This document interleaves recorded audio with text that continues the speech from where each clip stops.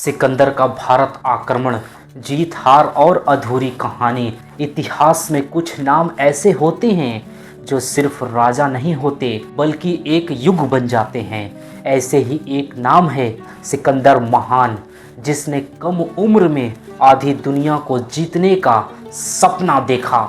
लेकिन सवाल यह है, क्या सिकंदर भारत को जीत पाया या भारत ने ही पहली बार उसके अजय होने के भ्रम को तोड़ा? आज हम जानेंगे सिकंदर के भारत आक्रमण की पूरी सच्ची कहानी। सिकंदर कौन था? सिकंदर का जन्म 1356 ईसा पूर्व में मैसेडोनिया, आज का ग्रीस में हुआ था। उसका पिता था फिलिप द्वितीय, जो एक महान सेनापति था। सिकंदर को शिक्षा दी दुनिया के सबसे बड़े दार्शनिकों में से एक अरस्तु ने। यही वजह थी कि सिकंदर सिर्फ तलवार से नहीं, दिमाग से भी युद्ध लड़ता था। 20 साल की उम्र में वो मैसेडोनिया का राजा बना और यहीं से शुरू हुआ दुनिया जीतने का सफर।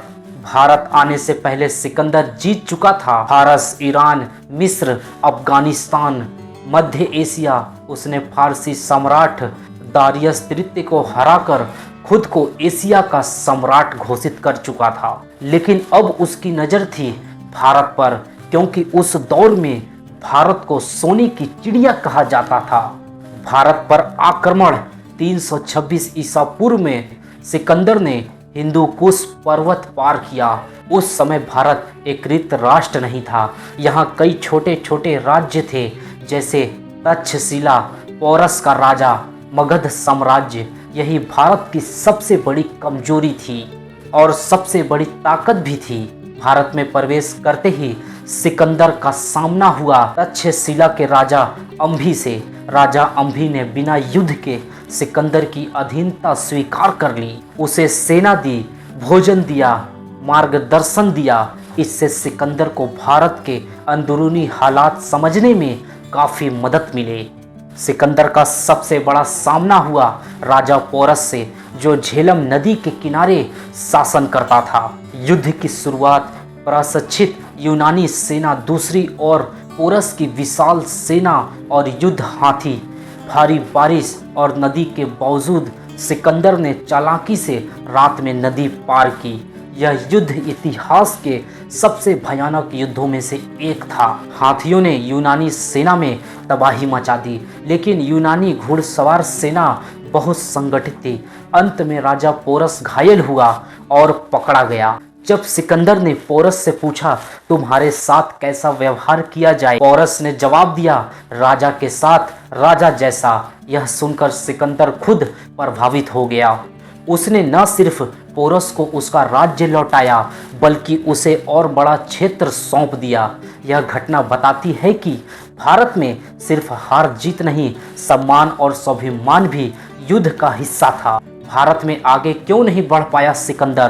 पोरस से जीत के बाद सिकंदर आगे बढ़ना चाहता था मगध साम्राज्य की ओर, लेकिन यही इतिहास ने करवट बदली। सैनिकों का विद्रोह। सिकंदर की सेना 8 साल से युद्ध में थी। हजारों किलोमीटर दूर से भारतीय हाथियों से डरी हुई थी। जब उन्हें पता चला कि मगध की सेना लाखों सैनिकों और हजारों हाथियों से लैस है, तब उन्होंने आगे बढ़ने से इनकार कर दिया।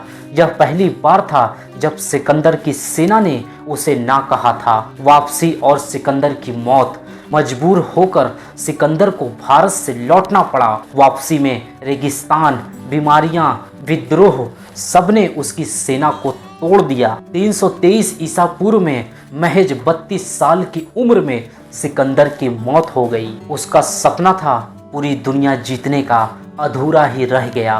भारत पर सिकंदर का प्रभाव। हालांकि सिकंदर भारत में ज़्यादा समय नहीं रहा, लेकिन उसका प्रभाव पड़ा। यूनानी संस्कृति का असर, ग्रीक कला और मूर्तियाँ, व्यापारी संपर्क। चंद्रगुप्त मौर्य को प्रेरणा। सिकंदर की वापसी के कुछ ही सालों बाद चंद्रगुप्त मौर्य ने मगध साम्राज्य की स्थापना की और विदेशी शक्तियों को भारत से बाहर किया। सिकंदर भारत आया, लेकिन भारत को जीत नहीं पाया। वह यहाँ से जीत से ज़्यादा सम्मान लेके लौटा। भारत ने पहली बार दुनिया को दिखाया कि यह भूमि सिर्फ सोने की नहीं, स्वाभिमान की भी धरती है। ऐसे ही हिस्टोरिकल वीडियो के लिए हमारे चैनल को सब्सक्राइब जरूर कर लीजिए।